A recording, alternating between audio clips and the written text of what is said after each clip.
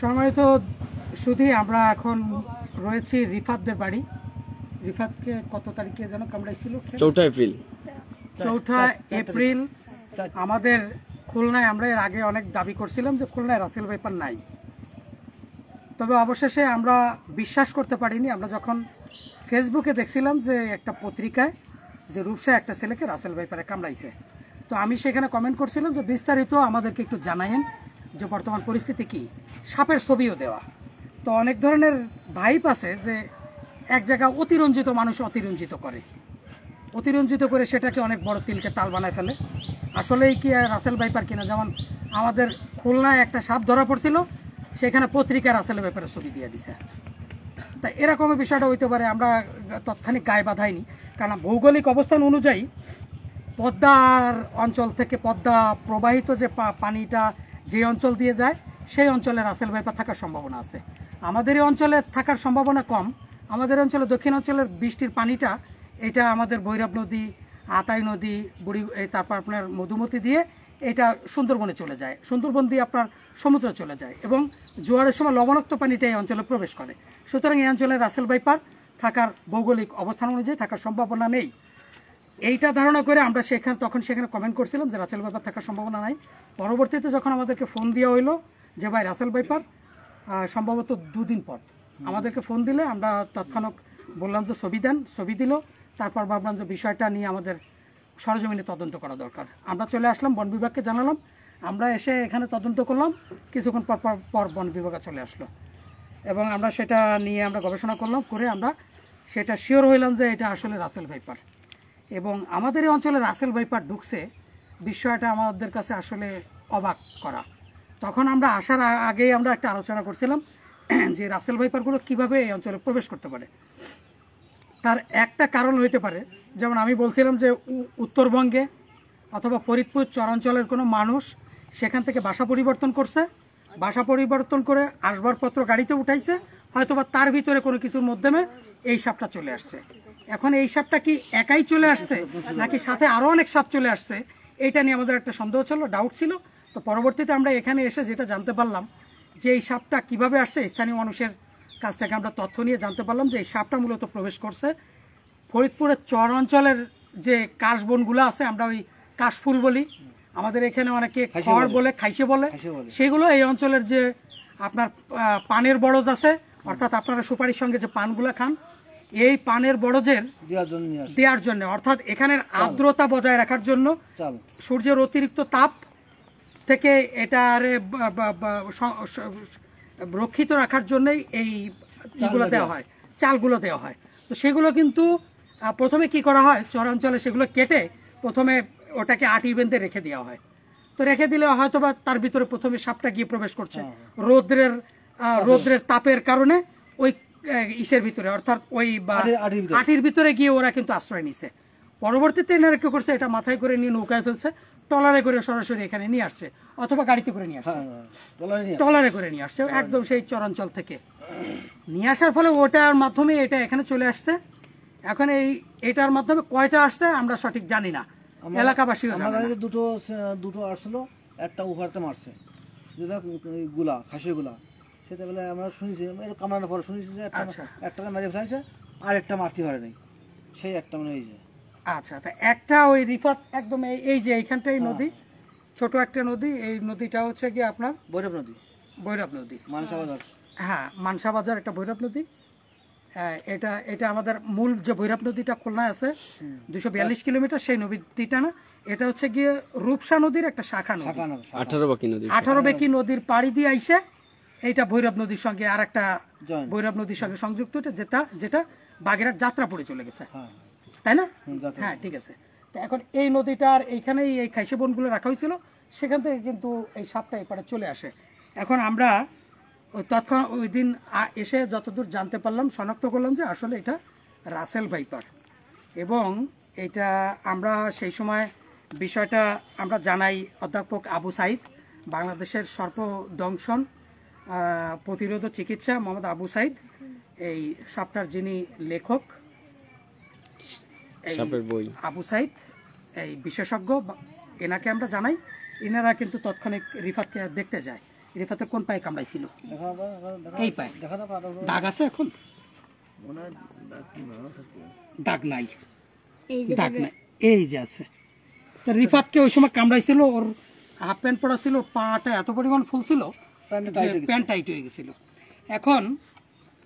এখন যে ব্যাপারটা, ওরা তৎক্ষণিক ওকে সদর হাসপাতালে নিয়ে গেছে, মানে আমাদের উপজেলা হাসপাতালে নিয়ে গেছে, সেখানে অ্যান্টিভেনম ছিল না, ওখান থেকে ফেরত দিয়ে দিছে। তারপর খুলনা সদর হাসপাতালে নিয়ে গেছে, মেডিকেল কলেজ হসপিটালে 250 বেড যেটাকে বলে, যদিও এখন 500 বেড, ওটা হচ্ছে খুলনা মেডিকেল কলেজ হসপিটাল ওইটার নাম। এখন ওখানে নিয়ে যাওয়ার পর ওখানে অ্যান্টিভেনম ছিল না, অর্থাৎ সরকারের যে অ্যান্টিভেনম যে প্রকল্পটা ছিল সেটা স্থগিত হয়ে গেছে। নতুন করে আর কোনো প্রকল্প সরকার বাজেট দেয় নাই, ওই প্রকল্পটা নতুন করে হয় নাই, যার ফলে অ্যান্টিভেনমটা ওনারা হেরাজ মার্কেট থেকে 14,500 টাকা দিয়ে কিনছিলেন, 14,000 টাকা দিয়ে প্রথম ডোজটা নিছে। তারপর ওখান থেকে রেফার করে দেওয়া হয়েছে ঢাকা মিটফোর্টে। দ্বিতীয় ডোজ খুলনা থেকে আপনার আবার 14,000 টাকা দিয়ে আবার হেরাজ মার্কেট থেকে কিনছেন। তারপর আপনাদেরকে নিয়ে ভুল হচ্ছে, হাসপাতাল ওই যে আড়াইশো সামনে যে ওষুধের দোকানগুলো, ওই দোকানে পাইছি পরে, তা হেরাজ মার্কেট ঘুরে আইসি আমরা। ও, পরের পার্টিতে পাইছেন?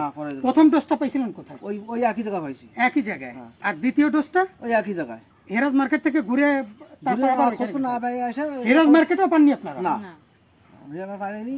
তারপর আমরা আইসি, আমরা সেরা চলে আসি, আমরা খোঁজ করে নিয়েছি। তার মানে ব্যাপারটা যদি ওখানে না পাওয়া যায় তো ব্যাপারটা আরো ভয়ঙ্কর হইতে পারত। সাতক্ষীরা লাইন জাতীয় তো নাই, সাতক্ষীরা লাইন, হ্যাঁ ওই লাইন। তবে আপনারা কি যোগাযোগ করছিলেন ওইদিকে? হ্যাঁ, যোগাযোগ করছিলাম, তা আমরা এই জায়গায় গেছি।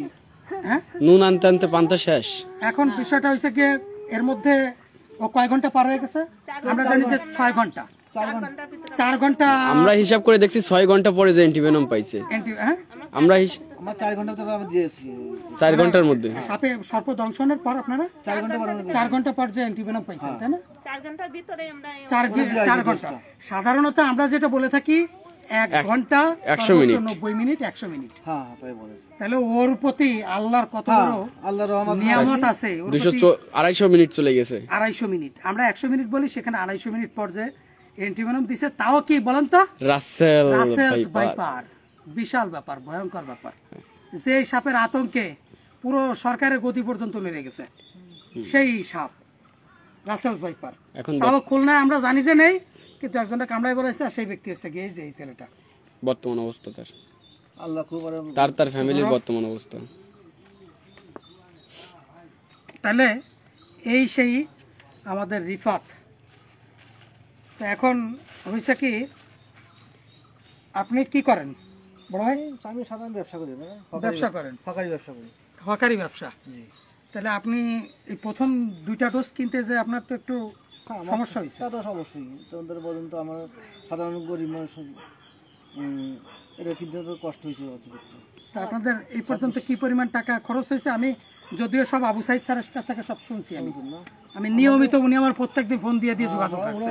বলছি আমরা, প্রত্যেকদিন উনি যাওয়ার আগে একবার ফোন দিছে যে তারেক আমি মেট্রো রেলে উঠছি, আমি রিফাতরে দেখতে যাচ্ছি, এবং ওনাকে ওনার প্রতি আমরা অনেক কৃতজ্ঞ যে ওনার মতো একজন বিজ্ঞানী, এই যে এশিয়ার মধ্যে সব থেকে নাম করা বই, এটার লেখক উনি, বুঝছেন এই বইটা। তা উনি আমাদের এই 1,35,40,000 খরচ, 1,35,40,000 টাকা খরচ হয়েছে। তা এটা যদি দেখেন, আমরা এই জন্য বলতেছি যে আমরা ইদানিং প্রচুর লেখালেখি করতেছি যে সরকারিভাবে অ্যান্টিভেনম আপনারা নতুন করে প্রকল্প চালু করেন। আর এটা হচ্ছে আমাদের পরিবেশ বান্ধব সরকার। আমরা বলি আমাদের সৈয়দা রেজওয়ানা, আমাদের এই যে আমাদের বর্তমান যে প্রধান উপদেষ্টা আমাদের ডক্টর মোহাম্মদ ইউনূস স্যার, আমরা জানি যে আপনারা আমাদের বাংলাদেশ সরকারের বর্তমান আমাদের পরিবেশ উপযোগী সরকার, পরিবেশ বান্ধব সরকার। তাই আপনাদের আমলে যদি হাসপাতালে অ্যান্টিভেনম না থাকে, তাহলে এর থেকে বড় নির্মমতার কিছু নাই। আর আরেকটা ব্যাপার হচ্ছে কি, আপনারা খুব দ্রুত অ্যান্টিভেনম আনেন এবং প্রত্যেকটা হাসপাতালে, উপজেলা হাসপাতালে আপনারা অ্যান্টিভেনম পৌঁছে দেন।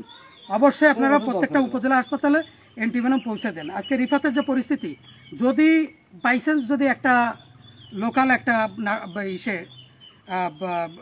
ঔষধের দোকানে অ্যান্টিভেনমটা পাওয়া গেছে, যদি পাওয়া না যেত 4 ঘন্টা দেরি, যদি আরও 4 ঘন্টা লেগে যেত যদি খুঁজতে খুঁজতে, তাহলে পরিস্থিতি ভয়ঙ্কর হইতে পারত। সুতরাং এরকম 2-1টা ঘটনা থেকে আপনাদের শিক্ষা নেওয়া জরুরি। আপনারা এই জন্য আমরা দাবি করতেছি যে আপনারা দ্রুত অ্যান্টিভেনমের প্রকল্পটা আবার চালু করুন এবং প্রত্যেকটা উপজেলা সদর হাসপাতালে যেন এই অ্যান্টিভেনমগুলো পৌঁছে যায়।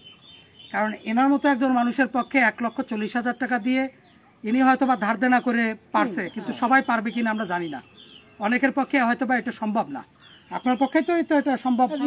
আমি শুনছি যে বিভিন্ন জায়গায় ধার দেনা করে এটা করা লাগছে। ভাই বোন আছে, বন্ধু বান্ধব আছে। এখন ওর পড়াশোনা কিভাবে চলতেছে? আপনি কি ধার দেনা আছেন এখন? হ্যাঁ, ঋণগ্রস্ত আছেন? তা তো অবশ্যই। এখন এটা সহজে সারা যায় না, এমনি সাধারণ। আপনি এই চিকিৎসা করতে গিয়ে ঋণগ্রস্ত হয়েছেন, তাই? আর ওর লেখাপড়া কিভাবে চলতেছে এখন? এখন মাদ্রাসা পড়ছে, মাদ্রাসা পড়তেছে। মাদ্রাসা পড়ছে। তা এখন কি আপনারা একটু অর্থনৈতিক দুরবস্থার মধ্যে আছেন এই চিকিৎসা করতে গিয়ে? তা তো অবশ্যই। তার মানে দেখেন যে একটা চিকিৎসা করতে গিয়ে 1,40,000 টাকা চলে গেছে। হাসপাতাল, বাড়িটা একটু দেখাই দিন। হ্যাঁ, মধ্য পরিবারে ছেলে বলে আমরা কত আমরা আরো পানি দিতে হবে। না, ফ্রিজের পানি দিন না, টিউবওয়েলের পানি দেন সরাসরি। এখন আমাদের মধ্য পরিবারের লোক আমরা হচ্ছে কি একটা ভলান্টারি অর্গানাইজেশন। এই যে কিছু স্টুডেন্ট মিলে এই মানুষকে সর্পদংশন নিয়ে গণসচেতনতা তৈরি করে, পরিবেশ, জলবায়ু, জীববৈচিত্র্য সংরক্ষণের মাধ্যমে কিভাবে এই বিষধর সাপ নিয়ন্ত্রণ করা যায়, অন্যান্য পরিবেশের যে ভারসাম্য এগুলো রক্ষা করা যায়, এবং যদি কারো বাড়িতে সাপ প্রবেশ করে আমাদের ভলান্টারিরা আছে, ওরা গিয়ে বিনা অর্থে গিয়ে শারীরিক পরিশ্রম দিয়ে এগুলা উদ্ধার করে। যদি কাউকে সাপে কামড়ায় তাহলে আমরা সেখানে গিয়ে তাদেরকে নিয়ে হাসপাতালে ভর্তি করার চেষ্টা করি। আমরা চেষ্টা করি অ্যান্টিভেনম দেওয়ার জন্য, কিন্তু যেহেতু সরকারিভাবে এখন অ্যান্টিভেনম নাই, আমাদের বন বিভাগের সঙ্গে যোগাযোগ রয়েছে, বিশেষজ্ঞদের সঙ্গে যোগাযোগ রয়েছে। সুতরাং আমরা এটা চেষ্টা করি যে তাদেরকে একটা, যাতে তারা সুস্থ হয়ে ফিরে যায় অথবা সর্পদংশন থেকে বেঁচে যায়, এই ধরনের স্বেচ্ছাসেবাগুলো আমরা দিয়ে থাকি। কিন্তু আমরা যেটা করতে পারি না সেটা হচ্ছে কি আমরা সরাসরি আর অর্থ দিতে পারি না। যদি আপনাদের মধ্য থেকে কেউ এই ধরনের রোগী যারা বিশাল অঙ্কের একটা টাকা এদের খরচ হয়ে গেছে, অসহায় যারা একটু দারিদ্র রয়েছে, আপনারা যদি তাদেরকে সাহায্য করেন তাহলে আমাদের মাধ্যমে আপনাদের পক্ষ থেকে আমরা সেটা দিতে পারি। এইটা হচ্ছে কি ব্যাপার। আর ওর একটা পড়াশোনা রয়েছে, ওর আরো অনেক, ওর পরিবারটা অনেক দেনা হয়ে গেছে, এরকম বাংলাদেশে আরো অনেক পরিবার রয়েছে। আচ্ছা, আজান দিছে, তাহলে আমরা একটু পরে আবার। ঠিক আছে, তাহলে সবার কাছ থেকে বিদায় নিচ্ছি। এবার রিফাতের সাথে একটা